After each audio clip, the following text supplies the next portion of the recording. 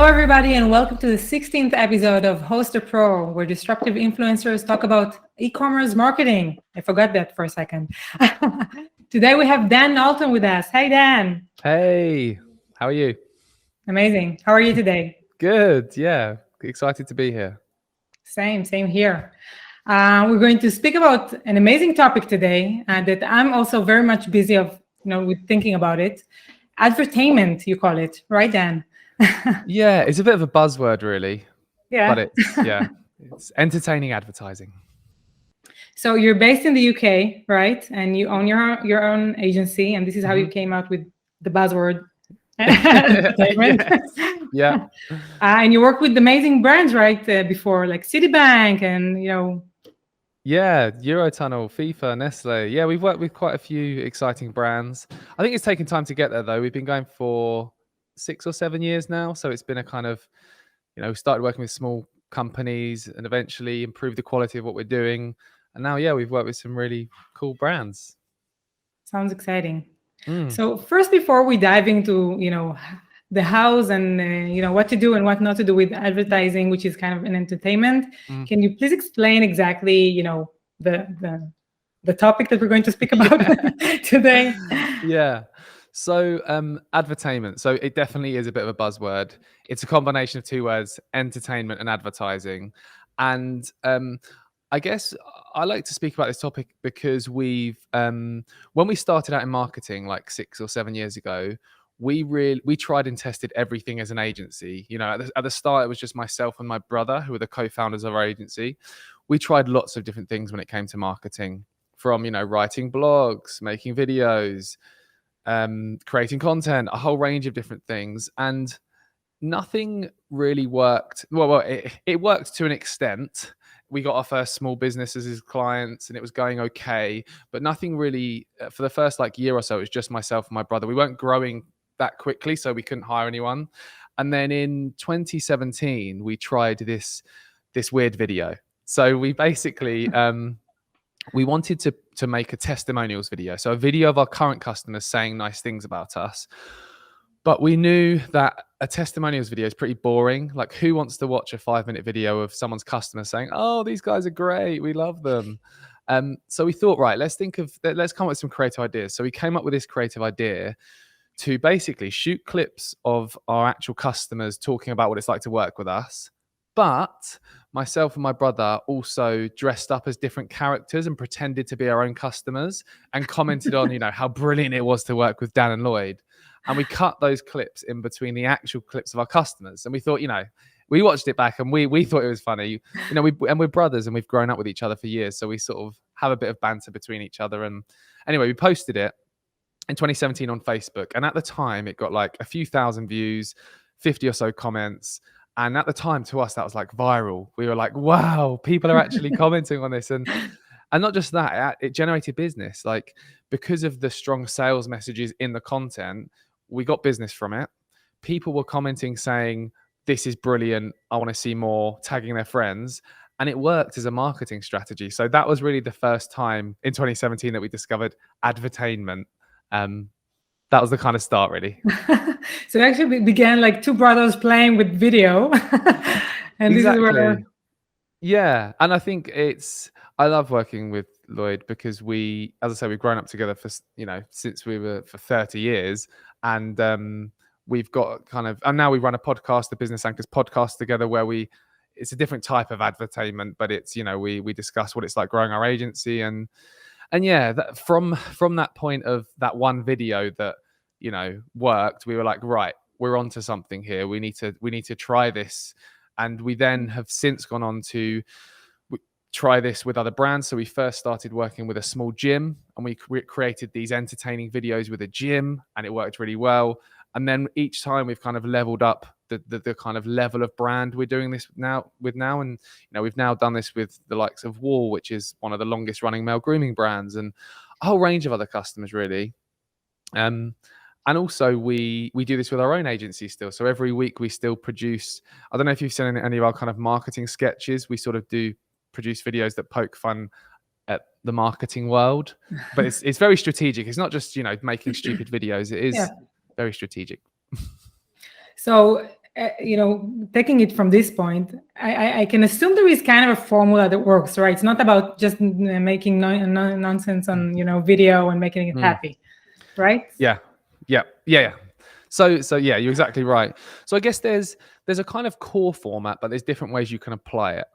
So what we've learned works really well is, first of all, there needs to be a strong hook, which in like video production is a common thing. You need something at the start of a piece of content that's going to hook the viewer in. So for example, it could be a leading question, or it could be, we've had things like confetti cannons blowing up in client campaigns, or we blew up a shed in a client campaign. So like at the start of the video, people are like, wow, I need to watch the rest of this. Because like people are scrolling through social. It needs to be very visually hook people in.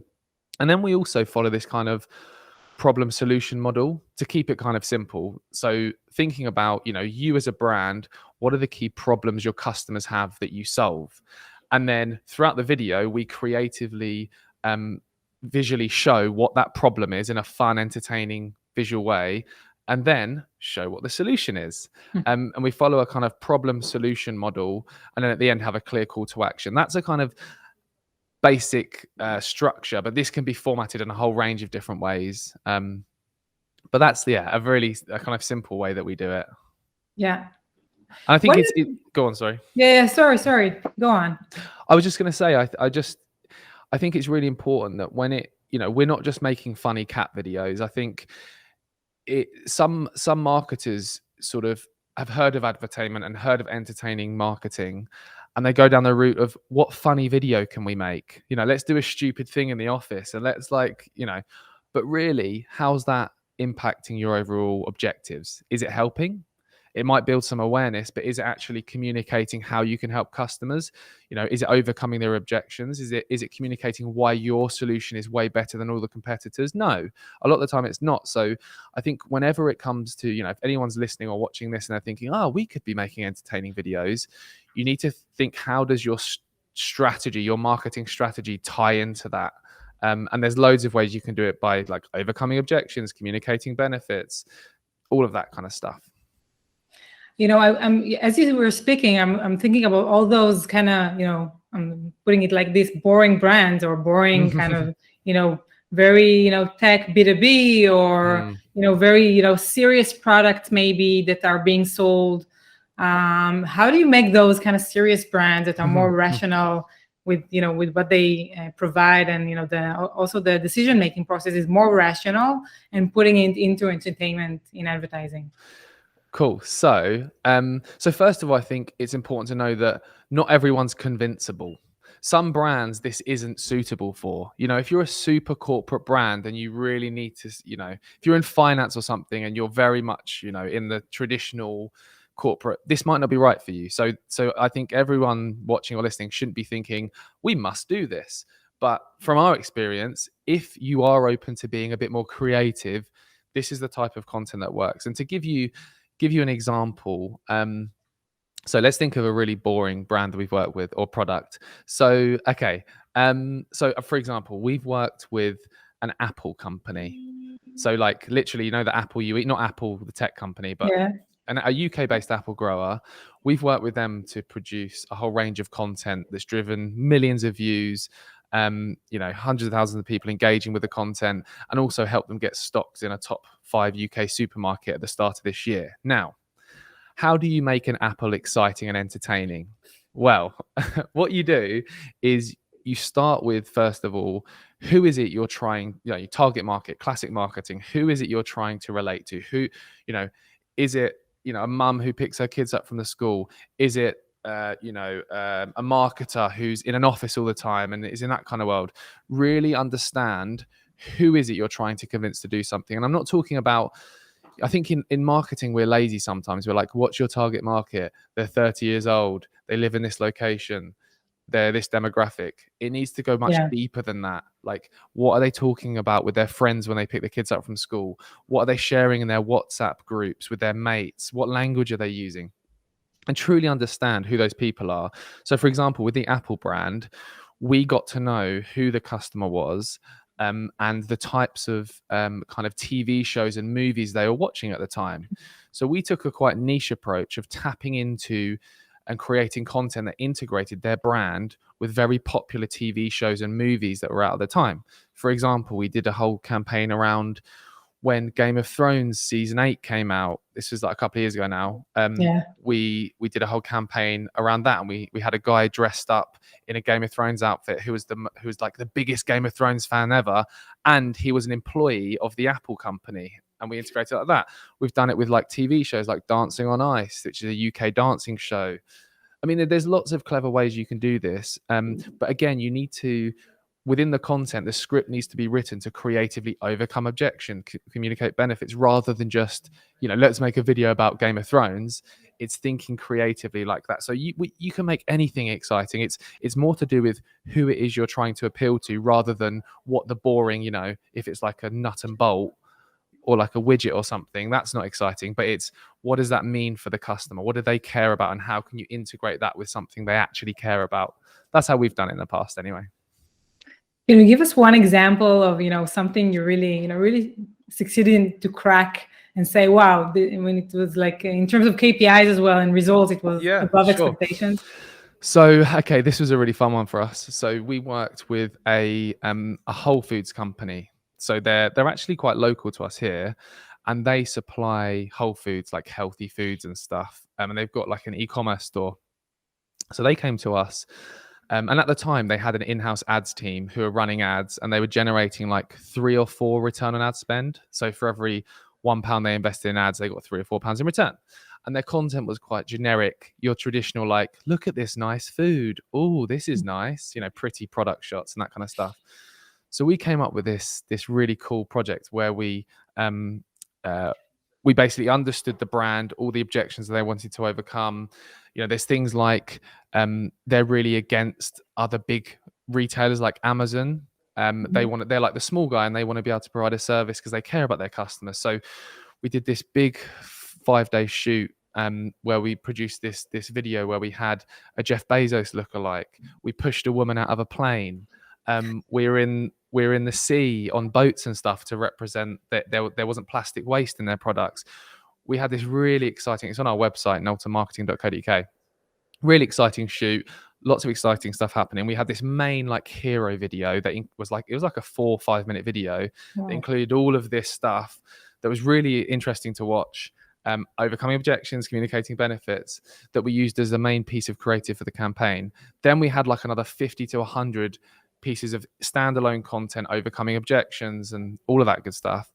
And this went live in January, and we've tracked, it's had a 14.3 return on ad spend, and we've tracked over £1.2 million of e-commerce sales from that kind of project. To go from this is insane. I know. Like, we're really pleased as well. And it's this, the great thing for us was, this is a brand that's already got specialists in-house, already doing this stuff. So it's not, sometimes it's easier for us when a brand comes to us and says, we've never run an ad before, we've never produced a video. We're like, come on, here we go.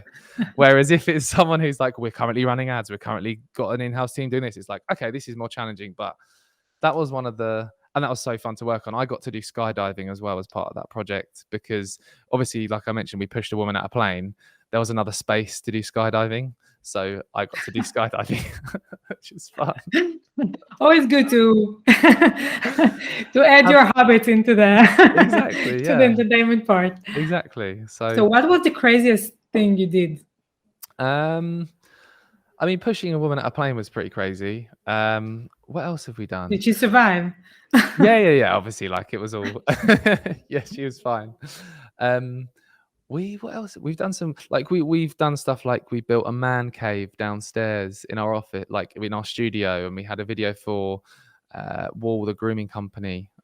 We also actually recently did a really cool TV ad where we filled a bar. We put a woman in a bath and filled it full of peas, and we recreated like a Harry Potter themed set and had owls there and stuff. Just quite fun stuff. I mean, some of the most fun stuff I like doing is actually for our own marketing, when we're making like marketing sketches and stuff, because just just belly laughing constantly because the scripts are so creatively written that they're just, I find them hilarious. I don't write them, by the way. I'm just there, but yeah, so that's fun. So what do you think about, a lot of, e-commerce brands today, they run ads. Some of it are, because they sometimes, they need to keep up with, very high pace of bringing new creatives into the table. Sometimes it's very hard to go out to all those, very expensive productions out there. And, sometimes, static images work, right?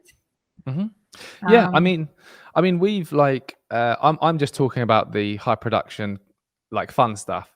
But there's also, we've run campaigns that are less crazy and are more like for like B2B market, B2B LinkedIn ad campaigns where the content is still creative, but we're less focusing on crazy stuff happening and more focusing on relatable situations that are overcoming objections and that kind of thing. And we've on LinkedIn, image ads have worked really well. I think it's important to try and like test ultimately. Like, we can all say, oh, we think this is going to work, but until you actually try and test it, yeah, you basically don't know. What's the biggest mistake you saw brands are doing with their ads? Good question. I think quite a few things. I think first of all, thinking with their objective in mind before the person who's on the platform they're distributing it on. So let me just like unpack that for a second. So I think a lot of us marketers are guilty of, we've got targets to hit. We need to get, X amount of inquiries in through the marketing campaigns we're running. So what do we need to do? Let's focus heavily on let's produce this sales-based content that's saying how brilliant our service is and how brilliant our product is and all the benefits of our product. And yes, that's important to an extent, but you first need to think about why are the people on the platform and what types of content do they want to consume. This is why when I mentioned the examples of we pushed a woman out of a plane and we had, we built a man cave downstairs, because the content is interesting to watch and relatable to the person watching it. They're watching it thinking, oh, I can relate to that. I've been in that situation. Oh my God, they pushed a woman out of a plane, that kind of thing, rather than, oh, here we go, there's someone banging on about their great product again, because no one really cares about your product or service. What they care about is, when they're on these platforms, is to be educated, entertained, inspired. They're not there to like buy your product, but it's your job to produce content that captivates their attention, to give you the right to then try and sell to them. So what would be those persuasion hooks you're referring to, like surprise or like education? What would be the main things that typically make people more engaged and more likely to continue their journey? I think the first one is it needs to, again, it goes back to understanding the target market. It needs to be highly relatable. So for example, we've run campaigns before where we're actually have run campaigns where we're targeting. So for example, with the male grooming brand we're running, we've worked with, we did campaigns targeting barbershops and people that run barbershops. So understanding the target market and talking their language was a key part of making that work. Because if we didn't speak their language, if the communication wasn't in line with how they communicate, it wouldn't work. So yeah, definitely understanding the target market. And we've run campaigns where we're targeting agencies like us for like a design, a monthly flat fee design company we're running ads for. So understanding that target market allows us to say things in the content that resonates with them. So for example, this is why our Advertainment for our own agency has worked so incredibly well, because we understand the marketing world inside and out. We know what CMOs like you and other marketers are talking about, the struggles they're having, the pains they're having, the annoying strategies other marketers are using that is like disruptive, and cold messaging, cold calling, like all that annoying stuff. And we can create content that taps into those things that they can relate to hook them in. And then we can say, guess what? There's a better way than this bad marketing. You can work with Knowlton. Here's some great social proof to show you how we've worked with other brands and how we've generated great return on investment. So I'd say that's the number one key thing, understanding your target market and then creating content that's relatable. Yeah, it's really amazing that a lot of the interviews on Host the Pro, one of the main conclusions, we have two conclusions. First, don't count on opinions, count on data, talk about Yeah. experimenting. The other one is actually talk with your customers. Mm. I think it's every second email I send to our audience is, pick up the phone, talk with Yeah. your customers, listen to their words, listen to what they think of, what they're busy with, and then do marketing. We've literally released a new video today because of what you've just said. So we've released a video today that is purely focused on one of the things we know our customers care about because we've asked them, and it's a video about enjoying the process of working with your marketing agency. Because when we've spoken to um, some of the biggest brands we work with and we want to continue to work with, one of the key things they always say is we've really enjoyed the experience of working with you. Now, you wouldn't normally think normally the number one priority is results, because you as a CMO, any CMO is under pressure to get results. So that's an important part. But also actually enjoying the process of working with a marketing agency is another important thing as well. So we've just produced a piece of creative that's emphasizing we're fun to work with because of the data shows us that that's what they care about. One of the things they care about. Amazing. Yeah, we're experiencing the same from another point of view, when we match brands with experts. So we noticed that most of our churn is basically based on bad communication, not on results. And that's amazing because, you can have the best expert in the world and he's like amazing, he or she is amazing in Facebook ads and on TikTok ads or whatever. But when the communication is not there, it can be just, a no-go. I can totally relate to that. We've had situations before where our communication hasn't been great, and we've continued to try and learn and improve with that. Because you're right, like no one's going to be happy if you're not communicating, managing expectations, and that kind of thing. So that makes complete sense. Yeah, for sure. Marketing is a journey, and sometimes you have the downhills and not only the uphills. Great. Dan, thank you so much. It was a real pleasure. Thank you. I've really enjoyed this, and I've been speaking a lot. Thanks for having me. Yeah, let's meet again and speak even more. So sounds good. Thank you so much. I hope everyone enjoyed this session. I think we got incredible insights on the ads that you're going to run and plan for 2022 as well. So until next time, toda raba. Bye. Bye bye.